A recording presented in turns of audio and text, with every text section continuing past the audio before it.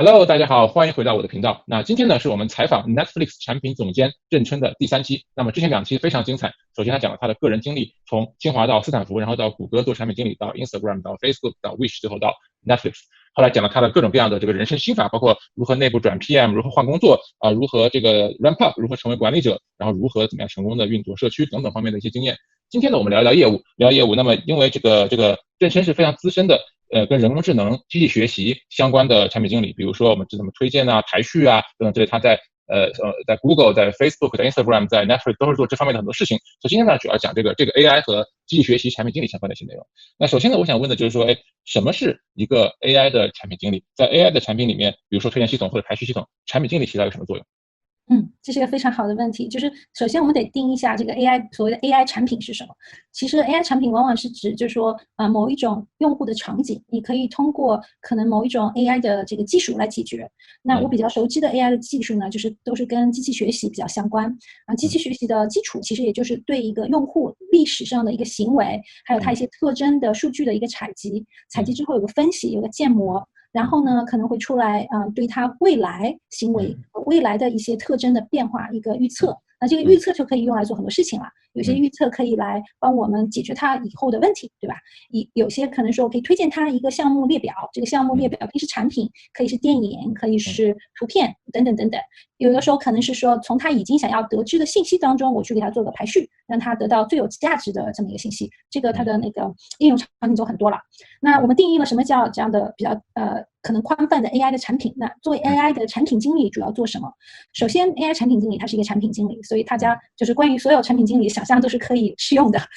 这个 AI 产品经理也是负责要定义这个场景，要找到解决的那个特别的一个解决方案，然后要把这个方案做出来，等等等等，对吧？这些都是普世的。那它特别在哪个地方呢？特别就是在于，因为它要用的这个解决方案包括了 AI 的技术，那它里面有一些可能是多出来的步骤，一些普通的产品经理就不用做了。那多出来的步骤，我给你稍微总结一下，大概是5步吧。第一步就是说，它需要做一个相当于 match，就是一个对标的过程。他要看他的那个场景，他的问题。然后在他这个所知的，他的团队能够把握可以建立的这些 AI 的怎么讲，就各种各样的传统或者说现在已经在用的一些解决方案，要把它对标起来。那比如说 AI 的这个所有的 technology 这个技术上面有这么几个大家可能熟知的，我刚才提到机器学习，对吧？或者机器学习里面有推荐系统，它也有那个什么图像识别。还有比如说跟所有跟声音相关，声音比如去知道这个声音，然后把它转化成文本等等等等。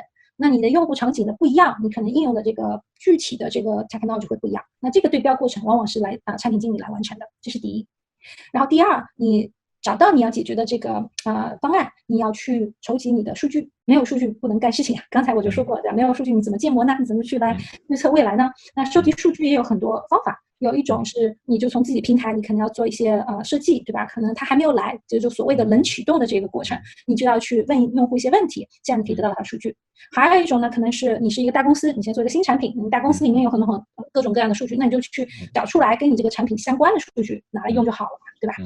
那还有一种就是说可能你是小 startup， 你也没办法去问他问题，你可能一开始就是零数据，那你让你的产品体验设计成一个状态，就是说你有一点点数据你也可以用。然后等你数据越来越大的时候，你的产品的这个预测能力也会越来越好。那这个都是要在设计当中完成的。那这一个去找数据，怎么把它变成你的产品体验的一部分，也是 PM 的一个很重要的工作。然后第3点还有就是所有的这种跟 AI 相关 ultimately 就是最终其实是有一个目标函数吧，你可以这么想。这个目标函数要把它最优化。那这个目标函数是什么？很多时候这件事情是要 PM 来定的，非常重要。对，然后这跟产品的经验相关嘛，对吧？产品的这个设计是怎么样，场景是怎么样，你这个目标函数是会不一样的。然后定了函数还不够啊，你还得定一个通过的标准。可能你定这个目标函数然后还有一堆的这种其他的怎么讲，就是 metric， 你要让这些 metric 达到什么样的精度，达到什么样的广度，参数对都得先定好。那这些东西也是产品经理的工作。有的时候当然你有帮手啦，不用完全自己做，团队也可以帮你，但 ultimately 这是你的责任。然后第4步就是说，当你这些东西都是搭起来了，有这么一个产品在 run 了，但很多时候你的用户懵了，说你这产品要么就是怎么这么糟糕啊？为什么给我这些奇奇怪怪的东西啊？推荐的我怎么去理解它？或者反过来是说，哇，你怎么这么神奇啊？怎么能猜到我想要什么？那这是2种情况都很极端。那其实用户都是在问一个为什么，对吧？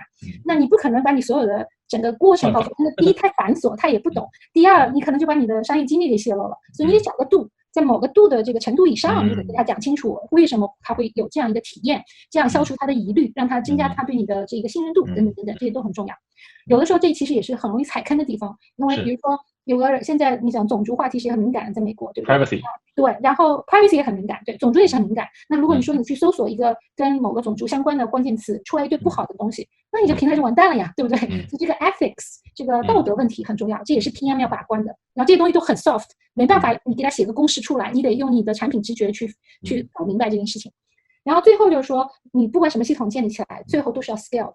那 scale 一个 AI 相关的系统跟一个普通产品系统还是有很大区别的，因为你这里面 scalability 你还要考虑数据的维护、数据的采集，还有将来产品越来越复杂收集的数据的点越来越不同，那以前的那些点是没有的，你怎么去 backfill？这里面有很多技术问题，所以这些东西也是一个产品经理需要考虑的。那刚才讲的呢，我觉得我大概听懂了，不过还是最好想能够有一个 case，能不能麻烦你介绍一个经验呢，一个故事呢？可以啊，我给你讲讲，就是当初我们在 Instagram 搭建这个信息流排序的这么一件事情。那个时候大概是2015年吧，如果是很早期的 Instagram 的用户的话，应该知道2015年之前 Instagram 的信息流都是以时间来排序的，并没有算法。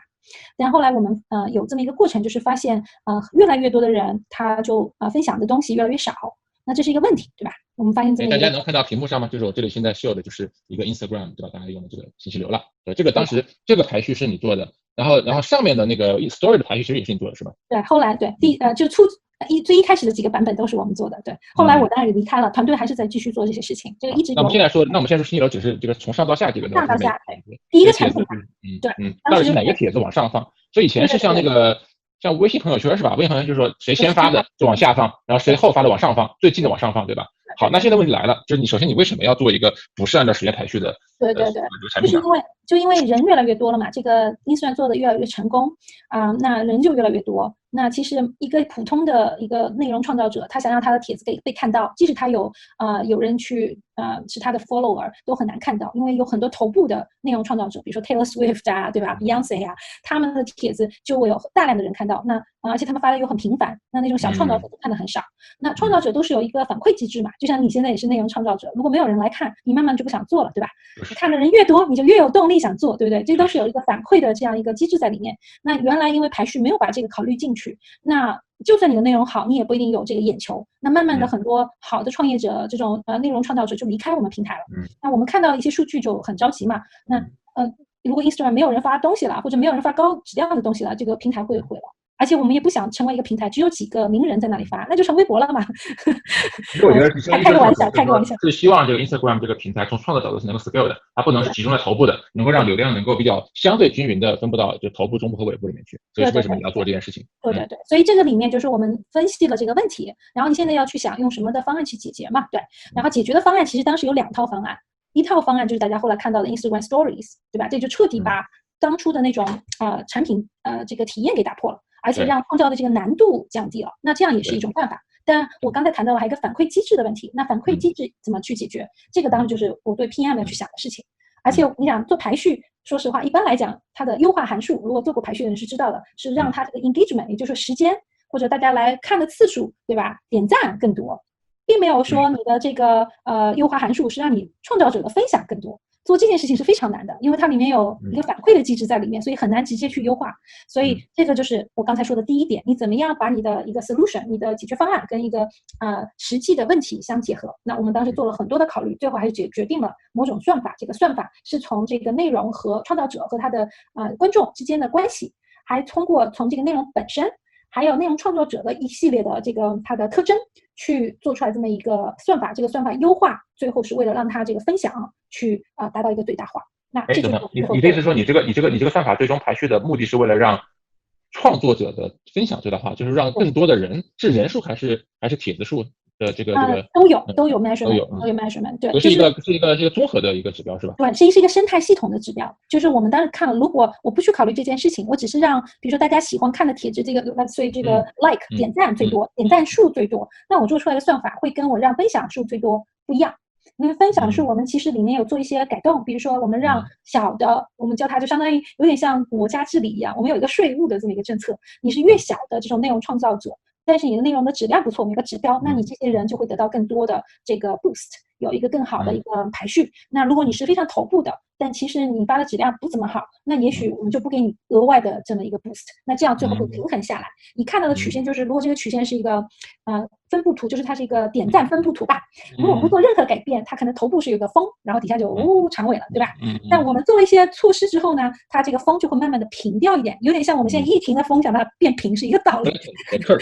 对对对，所以有的时候做产品跟治国是很像的，都是就相当于这是一个社区，你要管理它的那个点赞数，就是这个社区的 currency， 它的一个金融的一个货币。那我们就是做那个 Federal Reserve， 我们是就是怎么去定制这个经济政策，然后这样来激励整个生态区的它的经济的一个状态能不能活起来。所以最后就做了这么一件事情。所以可以这么理解吗？就是说，我可以理解为，就点赞这件事情，我们认为它是一个 currency， 它是一个货币，就虽然没给钱，但相当于是别人给了你一个 attention， 对吧？然后你要让这个点赞这个事情在整个社区里的分布相对平滑化，以至于呢，就是说所有的人都获得一些赞，他们都能够愿意继续发帖子。然后你说那个分享指的是 share 一个帖子，还是说这个创作者 create 一个帖子 ？create 一个帖子 ，create 帖子 ，OK， 就是说是 creation， 对吧 ？OK， 明白了。所以你的目标函数是说，让创作者有更多的创作者或者创作者创造更多帖子，是从帖子从供给端 supply 端的一个函数。然后这个函数的最后的结果呢，就是你怎么去衡量这个呢？你其实看的是这个 like 点赞数的分布，对吧？这个分布是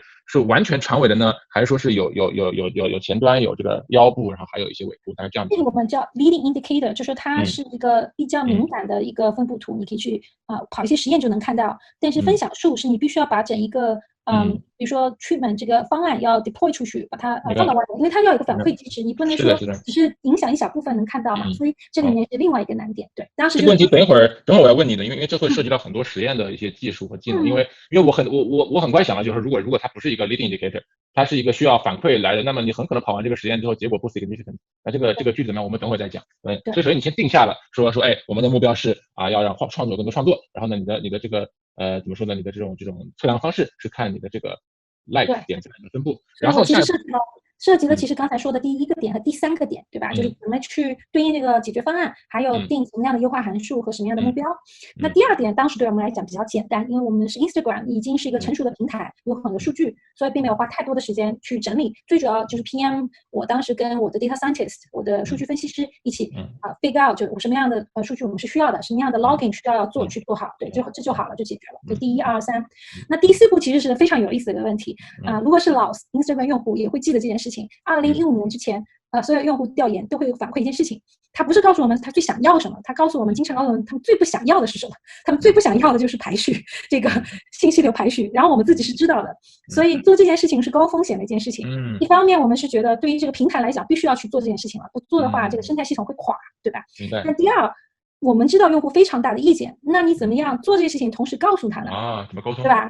对，所以这个其实我当时花了很多的精力，因为这个事情不是我工程师的那个任务，是我的任务。那我就想出了一个方式，有一个事情还蛮不普遍的。我们在做这个第一轮的实验之前，发了一个帖子跟大家说，还我们的创始人 Kevin 和 Mike 都接受采访，就事先告诉广大用户我们要做这件事情了。然后一般来讲，你让私验的人会觉得这是很不好的一件事情，因为你做这样你会影响到实验嘛。但我们你的 control 被 dilute 了。对，但我们觉得用户的这个信任是更重要的一件事情。而且其实在我们发帖子和做 interview 之前，我跟我的团队还飞到各个城市去跟很多就是当时 Instagram 的一些比较有影响力的人，影响力的用户跟他们去聊，就这样像我们现在谈话一样，帮他当成就是自己人，跟他讲为什么我们要做这件事情。然后一开始他是很反感的，很反对的，要有很多观念。但当我们跟他讲清楚了之后，他也意识到这件事情必须做，因为这是对整个生态系统都非常重要的一件事情。然后后来因为我们做的这些工作都非常不 scale 的事情，对不对？这个就是口舌去一个一个的讲。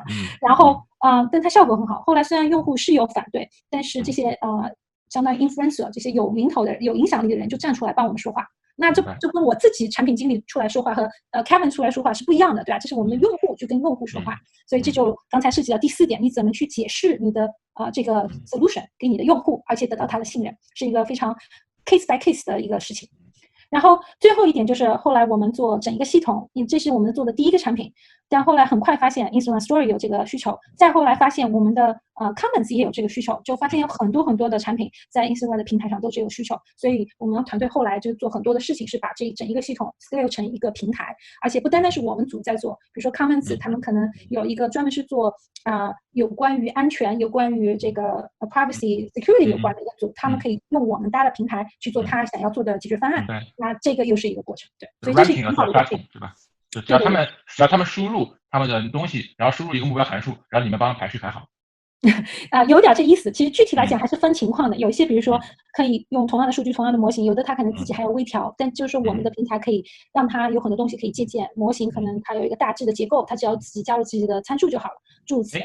我听起来，我觉得你好像没有参与到模型本身的或算法本身的这个建立吗？还是说你其实没有提到，还是有一些说法，模型建立、选择模型等等之类的？就是也是看我的不同的产品的组吧，在 Instagram 的时候有参与，但是其实就算我的组，它的参与度也是，就我们是一个 customization 的过程。我们当时 Instagram 并不是单独一个公司，是挂靠一棵大树的，那个大树叫脸谱公司 Facebook 的 Newsfeed ranking 是很成熟的，8年成熟的这么一个产品，他们的架构、他们的模型已经有很多版本了。所以我们借鉴了很多他们已经有的模型，根据 Instagram 自己的特色作为一个 customization。这 customization 我是有参与的，但参与度的确没有后来，比如说我现在在 Netflix 这个参与度要高得多。所以每个 team 它对 AI PM 的要求也不一样。像我觉得 Facebook 和 Instagram 可能是觉得 PM 不一定要非常 technical， 你了解大面东西就可以了。Netflix 就是稍微有点不同。对。我想问一个稍微具体一点的问题哈，就是你看现在的这个 UI 上哈，对吧？Instagram 它是有一个 heart 有个心，对吧？然后可以 comment， 然后可以 save， 然后这个东西我自己理解哈，就是它相对来说是比较容易的，就你刷 like 一下，刷 like 一下，所以你很可能你刷1个小时的 Instagram 可能会给出非常非常多 like。但是有的产品其实不是这样，就比如说 Netflix， 对吧？我觉得 Netflix 那个 thumb up thumb down 的那个东西的，我觉得很可能很多人都不会点的东西。然后包括其实我觉得 YouTube 的那个点赞可能也不是很好点，不像这个刷一下就点，刷一点一下 YouTube 那个点赞你得把你得找那个在哪儿的。所以这个设计反馈机制这件事情啊，有没有什么重要，有没有什么 insight 在这个地方？为什么有件事情这样，有件事情那样？我觉得这还是跟你产品本身的需求和它的定位相关系吧。我觉得 Instagram 其实最早期开始，它就是一个非常快的消费的这么一个概念，对吧？它就大家不会花太多时间。我记得我当时在 Instagram 的时候，time spent 在这个 Instagram 整个 app 里面可能是20几分钟，就提高了可能到半小时吧，并没到1个小时。Facebook 是1个小时。我知道 YouTube 很早很早就超越了1个小时，然后 Netflix 当然也是超越1个小时，因为它的内容就比较长嘛。对吧？对。一般来讲，如果大家在这个平台上时间花的比较长，然后还有一个指标就是每一样东西，就这个东西可能是一个视频，可能是个图片，花的时间比较长，那你反馈的数量肯定就少嘛，因为大家要花很多 effort 它才能做，所以这个你的，我觉得没办法，只是从算法角度去考虑，这个就是它的产品的一个限制。但是如果算法只用它这个反馈机制来设计的话，那必然就是像 Instagram 比较好用这种反馈机制，它可能都不需要去用 impression， 也就是说，他看到图片没看到图片这件事不用管，只要看有没有点赞就行了，对不对？那点赞很多嘛。那我就拿 YouTube，Netflix 还是不好说哈。我就说拿 YouTube 来讲 ，YouTube 虽然我没有在 YouTube 的推荐系统直接干过，但我觉得我推测它一定是看了很多的 watching 的这个 data， 它不一定只看点赞。所以它虽然点赞的数比较少，但它大部分上去是看视频的，它看没看，它看到多少，这些都是数据点，它也是可以拿来用来做算法的。所以它有一个对反馈机制的一个弥补吧，它可以把看没看这件事情也作为一种反馈。所以像你的视频，不一定说你就看一个点赞数，有很多人看你也会很开心嘛。所以这个他就会把多少人看了你这个视频反馈给你，对不对？所以各位观众，你们喜欢我的节目的话，一定要请记得给我节目点赞，然后呢，你记得一直要看到最后哟。那这样的话，YouTube 就会把我的内容推荐给更多这个朋友们啊，大家千万记得这件事情。好，那我们这个 case 要现在先分享到这个地方。好，那我们现在继续回到我们今天的节目。那么刚才你讲到了，就是关于这个 leading indicator 和这个后面这个实验的事情。因为我认为哈，如果你当时以优化 like 的这个就是点赞和什么的话，你这个实验就可能会比较容易 converge。就是说当然这个话题可能稍微讲的有点深哈，就是说你跑一个实验完了之后，你容易出现你这个结果比较容易被发现是有效的。我这么跟观众解释一下吧。那么但是你如果使用的是要让人去更多去分享的话，你可能会导致这个结果根本就是无效的，因为这个数据的这个噪音太大。那么我其实想问你，就关于跑实验角度来说，你当时选择的各种实验的方法和你选择跑什么样的实验，当时有些什么样的经验可以分享吗？顺便说这个东西我倒是挺想学习的。这个其实也是很大的一个话题，我就挑一个角度来讲吧，因为的确有很多很多东西可以讲。就是拿 Instagram 当时的这些体验吧，我觉得有一点很有意思，就是你设计一个有反馈机制和没有反馈机制的实验是会很不同的。因为没有反馈机制的实验，我们一般讲就是说你测的是第一阶的这样的效果，叫 first order effect。那可能跑一个实验跑几个星期，如果你的平台大一点，甚至2个星期就够了，你就能看到你的各个指标，对吧？有一个明显的优胜劣汰吧，你就可以决定了跳板了。但如果有反馈机制，它是有时间差的，而且它的反馈过来的这个效果是第2阶甚至第3阶、第4阶的，那这个你要去测它，其实比较难的，因为相当于那有很多方法可以讨论，对吧？第一种方法就是说，你们先跑一个实验，就先测一下第1阶的，然后再跑一个实验特别长的，那然后你把第1个和第2个对吧？求一个差，那这个差也许就是第2阶、第3阶、第4阶的这些效果的总和，这是一种办法。那还有一种办法就是，如果那跟你的产品相关，如果你的产品像 Instagram 这样是一个社交平台，那社交平台它是其实一个 network， 对吧？那 network 里面说就是千奇百怪的这种 connection 的，那其实你不能说只是拎一部分人出来看，你得看他们的交往。所以如果另一部分人看，但他这个人跟其他人有交往，那他跟其他人交往的那些效果，你在这个实验里面是看不到的，对不对？他因为排除在你的实验范围里面，那怎么办呢？那你就必须要找，你不再是找一个 randomized 一个群体，而是你要去找一个 network， 就是你可能有个大 network， 你要找出来一个小 network， 这个 network 相对是比较封闭的，它可能还是有一些点会去连出去，但它比较封闭的。然后在这个整一个 network 里边，你要去做一个 treatment， 做一个实验，同时还得找到跟这个 network 很像的另外一个，让它作为 control， 然后你去比较。那这个就后来变成演化成，我们先是拿国家来做实验，因为毕竟 Facebook 它是一个全球化的公司嘛，有这个能力去做。你要是小公司，你没办法做这个事情了。那 New Zealand 我们就觉得它比较 isolated， 但它又很像美国，很像这种西方世界的国家，对吧？它的那个用户形态，那它就可以把它拿出来作为一个单独的样本。然后你要去找一个匹配的比如说那不是 New Zealand 呢，就是那个 Australia， 对吧？然后放在一起比较一下。或者你再去找一个冰岛，再去找一个爱尔兰，那在一起比较。我只是举一些这样的例子，但这个都比较粗糙，因为国家和国家的比较，它有一个国家文化因素和人口密度、人口的一些年龄因素的影响。其实最好的，这涉及到另外一种技术，就是你能不能从一大堆的社交网络里面挖出来一块，真的就觉得它是比较封闭的。然后这一块还不一定这些人都是一个 geo 的一个 location 的，但你挖出来就好了。再去找另外一个，然后你这样去做对比，这个后来就是感觉是个这简直就是个学术问题，就可以出 paper。有一点学术问题，但这是一个经济问题吧？我觉得如果你做经济实验也是类似的。对，可以。就像我们这湾区的华人，对吧？我们可以先拎一区，比如说 Poda Pub 是一个 community， 载歌载鼓也是个 community， 这俩 community 挺像，对吧？那我们有太多overlap 就不行，你要去再找另外一个群体 overlap 比较小的，然后做测试。对，所以这一点还是挺有意思的。好，不错，干货满满。我觉得我们今天再讲下去就要讲到这个非常深的这个科学话题了。算了，我们今天就到这里吧。但是你要知道，做自媒体是这样的，你内容讲的越深越没有人看，你讲的越深大家就全部都跑掉，你知道吧？然后我这个视频的最后这个完播率也非常非常低，然后 YouTube 就不会推荐我这个视频。大家还是怎么样呀？一定要记得看我这个视频，然后记得给我点赞。好，那接下来呢，就是说你有没有什么人生的心法呢？跟大家分享，如果你要分享一个的话。我觉得讲一个比较应景的心法吧，因为现在世界比较动荡，对吧？美国也比较动荡其实我觉得年纪越大会发现这样的事情一直会发生，不是说今天发生了5年之后10年之后不发生对吧？第一期的时候我就讲过，对吧？我的第一次找工作的时候是2008年，正好是经济大危机的时候，所以其实动荡是肯定会在我们职场生涯里面发生过几次的，而且很多时候大家可能会有 reorg 种种类型，所以我觉得有一个心法蛮重要的，就是你要有危机意识，要有一个心态，就是说你是觉得世界会有这种奇奇怪怪的事情发生的，而不是说它一直是一个常态。以后还是会有的，对吧？以后还可能会。对。